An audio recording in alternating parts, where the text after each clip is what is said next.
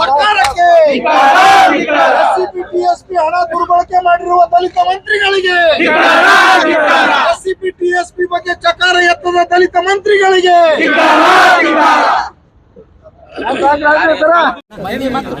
ಜಿಲ್ಲೆಯ ಭಾರತೀಯ ಜನತಾ ಪಕ್ಷದ ನಮ್ಮ ಎಸ್ಸಿ ಮೋರ್ಚಾ ವತಿಯಿಂದ ನಡೀತಿರುವಂತಹ ಈ ಹೋರಾಟದಲ್ಲಿ ಇಡೀ ಜಿಲ್ಲೆಯ ನಮ್ಮೆಲ್ಲ ಪಕ್ಷದ ಅಧ್ಯಕ್ಷರು, ಮುಖಂಡರು, ನಮ್ಮೆಲ್ಲ ತಾಯಂದಿರು ಸೇರಿ ಇವತ್ತು 3 ವರ್ಷ ಕಾಂಗ್ರೆಸ್ಸಿನ ದುರಾಡಳಿತದ ವಿರುದ್ಧ ಏನು ಎಸ್ಸಿಪಿ ಟಿಎಸ್ಪಿ ಹಣ ದುರ್ಬಳಕೆ ಆಗಿರ್ಬೋದು, ಇವತ್ತು ವಿಶೇಷವಾಗಿ ದಲಿತ ಸಮುದಾಯದ ಮೇಲೆ ನಡೀತಾ ಇರುವಂತಹ ಅನ್ಯಾಯದ, ಅಲ್ಪಸಂಖ್ಯಾತರ ಮೇಲೆ ಆಗ್ತಾ ಇರುವಂತಹ ಹಲ್ಲೆಗಳನ್ನ ಖಂಡಿಸಿ ಇವತ್ತು ನಾವು ಈ ಹೋರಾಟವನ್ನ ಮಾಡ್ತಾ ಇರುವಂತದ್ದು. ಯಾವ ದಲಿತ ಸಮುದಾಯದ ಹೆಸರನ್ನ ಹೇಳಿ ಈ ರಾಜ್ಯದಲ್ಲಿ ಸಿದ್ದರಾಮಯ್ಯ ಅವರ ಸರ್ಕಾರ ಬರಲಿಕ್ಕೆ ಇವತ್ತಿನ ದಿವಸ ಏನು ದಲಿತರಿಗೆ ಓಲೈಕೆಯನ್ನ ಮಾಡಿ ಇವತ್ತು ಅಧಿಕಾರಕ್ಕೆ ಬಂದಿರುವಂತಹ ಕಾಂಗ್ರೆಸ್ ಪಕ್ಷ ಇವತ್ತು ಅಧಿಕಾರಕ್ಕೆ ಬಂದ ತಕ್ಷಣ ಮೊದಲನೇ ಕೊಡ್ಲಿ ಪೆಟ್ಟನ್ನ ಯಾವುದಾದ್ರೂ ಸಮುದಾಯಕ್ಕೆ ಹಾಕಿದ್ರೆ ಅದು ನಮ್ಮ ದಲಿತ ಸಮುದಾಯಕ್ಕೆ ಅಂತ ಹೇಳಿ ನಾವು ಈ ಸಂದರ್ಭದಲ್ಲಿ ಹೇಳ್ಬೇಕಾಗತ್ತೆ. ಎಸ್ಸಿಪಿ ಟಿಎಸ್ಪಿ ಹಣ ಸುಮಾರು 60,000 ಕೋಟಿ ಹಣವನ್ನ ಇವತ್ತು ದುರ್ಬಳಕೆಯನ್ನ ಇವತ್ತು ಈ ಸರ್ಕಾರ ಮಾಡ್ತಾ ಇದೆ. ಯಾವುದೇ ಒಂದು ಯೋಜನೆ ಇವತ್ತು ದಲಿತರ ಓಣಿಯಲ್ಲಿ ದಲಿತರಿಗಾಗಿ ಇವತ್ತಿನ ದಿವಸ ಯಾವ ಯೋಜನೆಯನ್ನು ಕೂಡ ಇವತ್ತು ನಡೀತಾ ಇಲ್ಲ.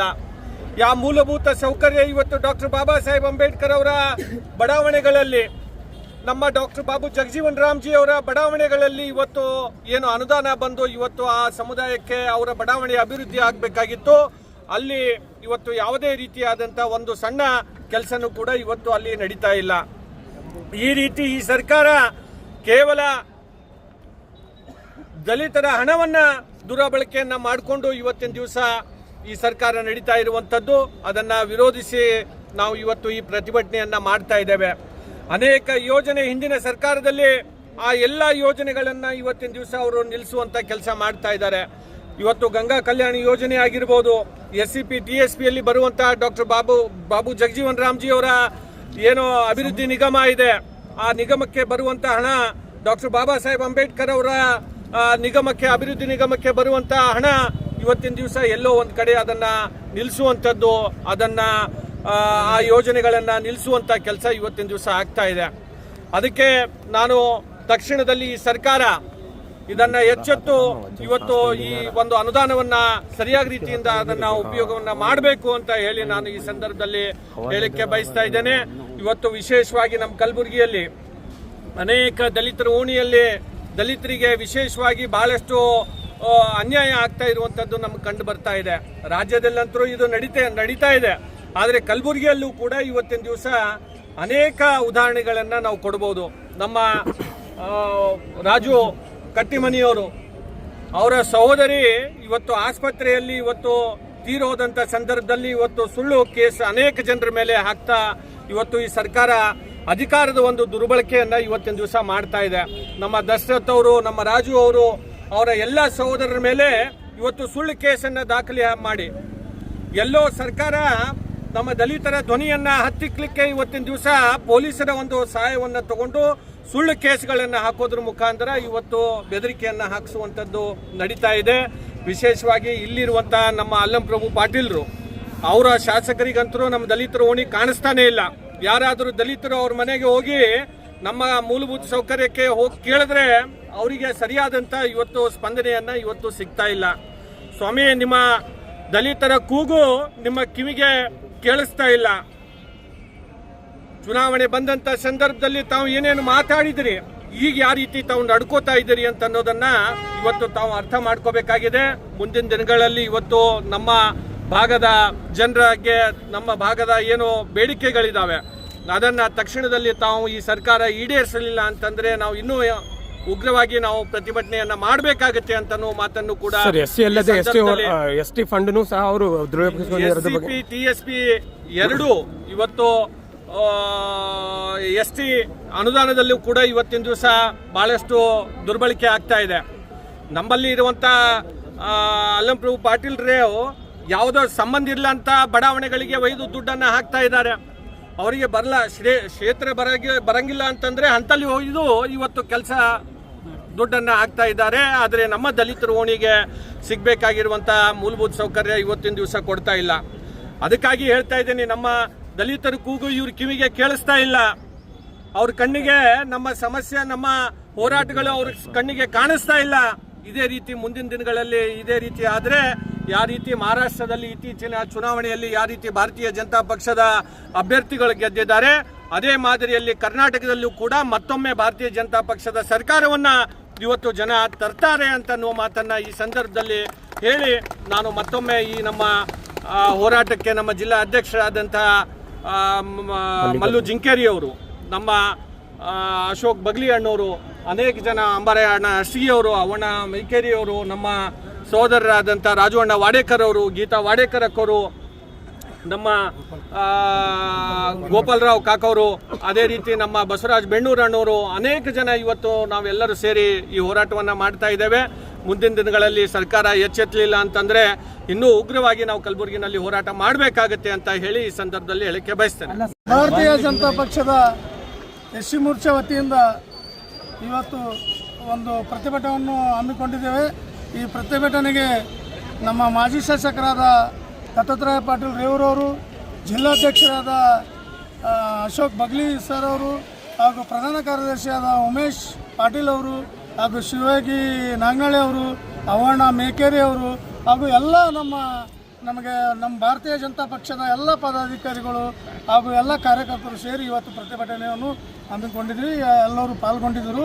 ಇವತ್ತಿನ ದಿನ ಯಾಕೆ ಪ್ರತಿಭಟನೆ ಅಂದರೆ, ನಮಗೆ SCP STP ಅಮೌಂಟನ್ನು 60,000 ಕೋಟಿಗಳನ್ನು ಇವತ್ತು ಕಾಂಗ್ರೆಸ್ ಪಕ್ಷ ಲೂಟಿ ಮಾಡಿದೆ. ಆ ಹಣ ಎಲ್ಲದಂತಂತೂ ಯಾರಿಗೂ ಗೊತ್ತಿಲ್ಲ. ಆದರೆ ನಮ್ಮಲ್ಲಿ 6 ಸಚಿವರ ಹೆಸರಿದಾಗೆ ಪ್ರಿಯಾಂಕಾ ಆಗಿರ್ಬೋದು, ಮಹದೇವಪ್ಪ ಆಗಿರ್ಬೋದು, ಮುನಿಯಪ್ಪ ಆಗಿರ್ಬೋದು, ತಿಮ್ಮಾಪುರಿ ಆಗಿರ್ಬೋದು, ಈ ಎಲ್ಲ SC ಜನನೇ ಇದ್ದಾರೆ. ಇವರು ಒಂದು ಪ್ರಶ್ನೆನೂ ಯಾರಿಗೂ ಕೇಳ್ತಾ ಇಲ್ಲ. ಅದು ಗ್ಯಾರಂಟಿಗೋಸ್ಕರ ಉಪಯೋಗಿಸ್ಕೊಳ್ತಿದ್ದಾರೆ. ಇದು ನಮ್ಮ ದಲಿತರ ಹಣ, ನಮ್ಮ ದಲಿತರ ಬಲ್ಲೇ ದಲಿತರು ಕಳುವು ಮಾಡಿದಂಗೆ ಆಗ್ತಾಯಿದೆ. ಈ ಸರ್ಕಾರಕ್ಕೆ ನಾವು ಎಲ್ಲ ದಲಿತರು ಸೇರಿ ಎಲ್ಲರೂ ಧಿಕ್ಕರಿಸ್ತೀವಿ. ಈ ಸರ್ಕಾರವನ್ನು ವಿರೋಧಿಸ್ತೀವಿ. ಈ ನಮ್ಮ ಹಣವನ್ನು ನಮಗೆ ಕೊಡಬೇಕು. ಈಗಾಗಲೇ ಆದಿಜಾಂಬವ ನಿಗಮದಲ್ಲಿ ಅನೇಕ ಯೋಜನೆಗಳನ್ನು ಹಿಂಪಡೆದಿದ್ದಾರೆ ಈ ಸರ್ಕಾರ. ಯಾವುದು ಅನುದಾನವನ್ನು 1 ರೂಪಾಯಿ ಕೊಡ್ತಾ ಇಲ್ಲ. ಈ ಸಾಕಷ್ಟು ಜನ ಬಡವ ಜನರಿಗೆ ಭಾಳ ಅನ್ಯಾಯ ಆಗ್ತಿದೆ. ಇದು ವಿರುದ್ಧವಾಗಿ ನಾವು ಪ್ರತಿಭಟನೆ ಮಾಡಿದ್ದೀವಿ.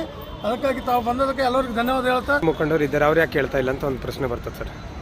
ಹೇಳಿದಾರಲ್ಲ ಆಲ್ರೆಡಿ, ನಿನ್ನೆ ಪ್ರೆಸ್ ಮೀಟ್ ಮಾಡಿನೂ ನಿನ್ನೆನೂ ಹೇಳಿದ್ದೀವಿ, ಇವತ್ತು ಹೇಳ್ತಾ ಇದ್ದಾರೆ. ಆಲ್ರೆಡಿ ಈಗ ನಮ್ಮ ಮಾಜಿ ಶಾಸಕರು ದತ್ತಾತ್ರೇಯ ಪಾಟೀಲ್ ರೇವೂರವ್ರನ್ನೂ ಇದು ಈ 60,000 ಕೋಟಿ ರೂಪಾಯಿ ಲೂಟಿ ಹೊಡೆದ ಬಗ್ಗೆ, ಹಾಗೂ ST ಅಮೌಂಟನ್ನು ಲೂಟಿ ಅಂತೂ ಆಲ್ರೆಡಿ ಕೇಸೂ ಆಗಿದೆ. ಅದ್ರ ಬಗ್ಗೆ ಯಾವ ಕೇರ್ ಮಾಡ್ತಾ ಇಲ್ಲ. ರಾಜಾರೋಷಗೆ ಆಗಿದ್ದಾರೆ. ನಮ್ಮ ಮುಖ್ಯಮಂತ್ರಿ ಹಂಗಿದ ಮ್ಯಾಗ ಹಿಂದಿರೋರು ಏನು ಮಾಡ್ತಾರೆ, ಅವ್ರು ಇಟ್ಟು ನೀವುಂಟು ಹಚ್ಕೊಂಡು ತಿನ್ನಲಾತ್ತಾರ. ಇದಕ್ಕೋಸ್ಕರ ನಾವು ಎಲ್ಲರಿಗೆ ಈ ನಮ್ಮ ದಲಿತರ ಅಮೌಂಟನ್ನು ವಾಪಸ್ ಕೊಡಬೇಕು.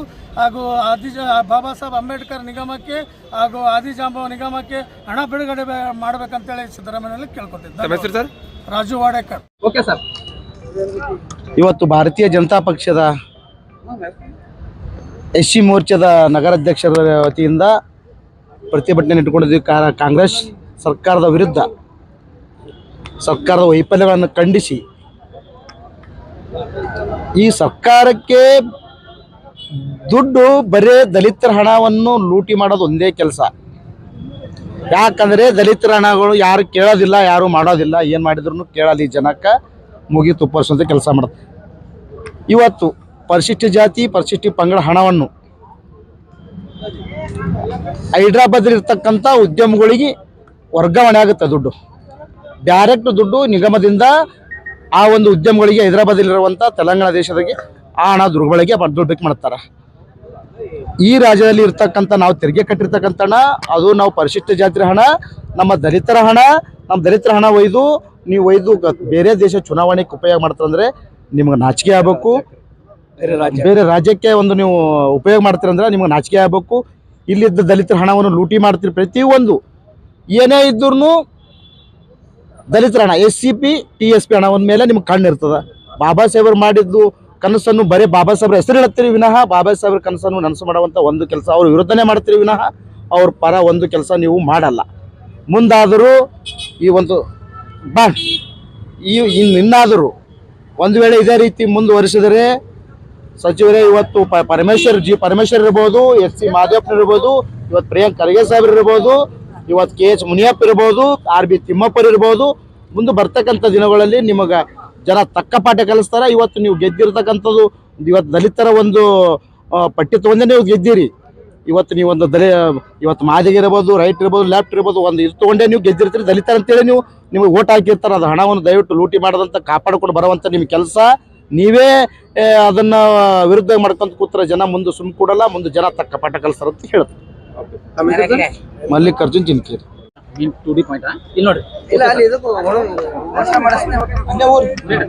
ಆತ್ಮೀಯ ಬಂಧುಗಳೇ, ಈಗಾಗಲೇ ಕಲಬುರಗಿ ಜಿಲ್ಲೆಯಲ್ಲಿ ರಾಜ್ಯ ಸರ್ಕಾರದ ವಿರುದ್ಧವಾಗಿ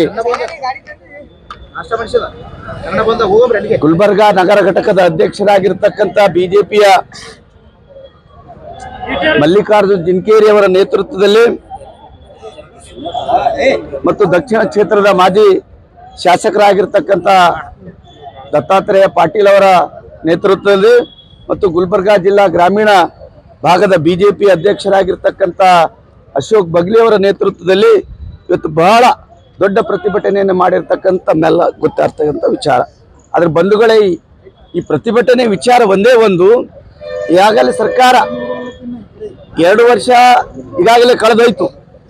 ಅದಾಗಿಯೂ ಕೂಡ ಚುನಾವಣೆ ಪೂರ್ವದಲ್ಲಿ ಕಾಂಗ್ರೆಸ್ ಪಕ್ಷದ ಪ್ರಣಾಳಿಕೆಯಲ್ಲಿತ್ತು, ನಾವು ಅಧಿಕಾರಕ್ಕೆ ಬಂದ ತಕ್ಷಣ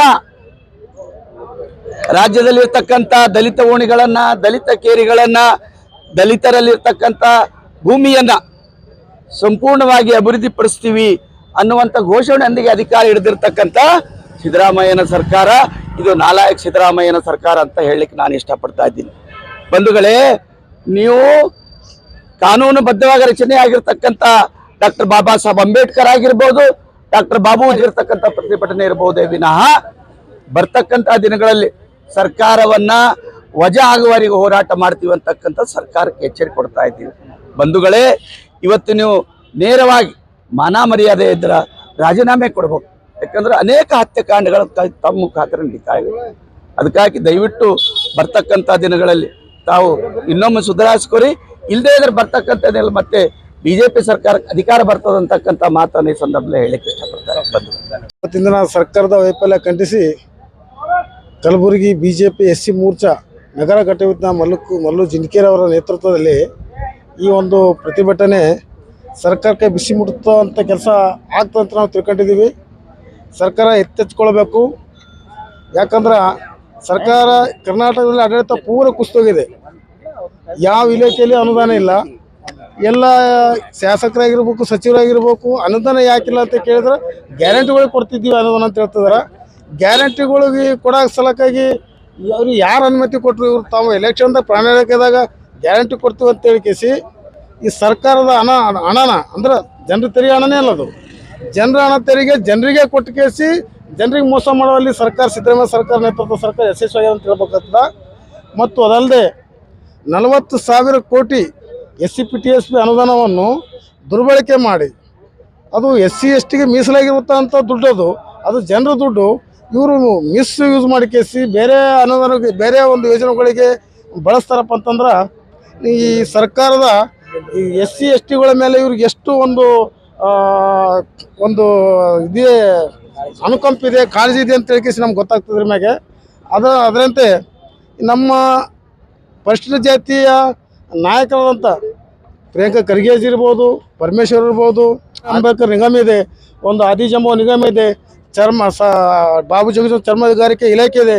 ಇವು ಯಾವ ಇಲಾಖೆಯಲ್ಲಿ ಅನುದಾನ ಇಲ್ಲ, ಎಲ್ಲ ಯೋಜನೆಗಳು ಕಡಿತಗೊಳಿಸಿದ್ದಾರೆ. ಮತ್ತು ಒಂದು MLAಗೆ ಒಂದು ವರ್ಷಕ್ಕೆ ಒಂದು ಕ್ಷೇತ್ರಕ್ಕೆ ಒಂದೇ ಟಾರ್ಗೆಟ್ ಕೊಡ್ತಾರೆ. ಅವ್ರು ಯಾರಿಗಂತ ಕೊಡಬೇಕದು ಆ ಯೋಜನೆನ. ಈಗಾದ್ರೆ ಪರಿಶಿಷ್ಟ ಜಾತಿಯ ಒಂದು ವಿದ್ಯಾರ್ಥಿಗಳು ಅಥವಾ ನಿರುದ್ಯೋಗಿಗಳು ಸ್ವಾವಲಂಬನೆ ಜೀವನ ನಡೆಸೋಕ್ಕೆ ಸಾಧ್ಯವಾಗ್ತಿಲ್ಲ. ಸಂಪೂರ್ಣವಾಗಿ ಈ ಸರ್ಕಾರ ವಿಫಲವಾಗಿದೆ. ಮತ್ತು ದಲಿತ ನಾಯಕರು ವಿಶೇಷವಾಗಿ ಈ ಸಂಪುಟದಲ್ಲಿರ್ತಕ್ಕಂಥ ಸಚಿವರು, ದಲಿತ ಸಚಿವರು ಏನಾರ ಅವ್ರು ಸಂಪೂರ್ಣ ಪರಿಶಿಷ್ಟ ಜಾತಿಯ ಉಳಿತಿಗಾಗಿ ಹೋರಾಡಲು ವಿಫಲರಾಗ್ಯಾರ. ಈಗ ಕೂಡಲೇ ಅವರು ದಯವಿಟ್ಟು ರಾಜೀನಾಮೆ ಕೊಟ್ಟು ಹೊರ ಬರಬೇಕು.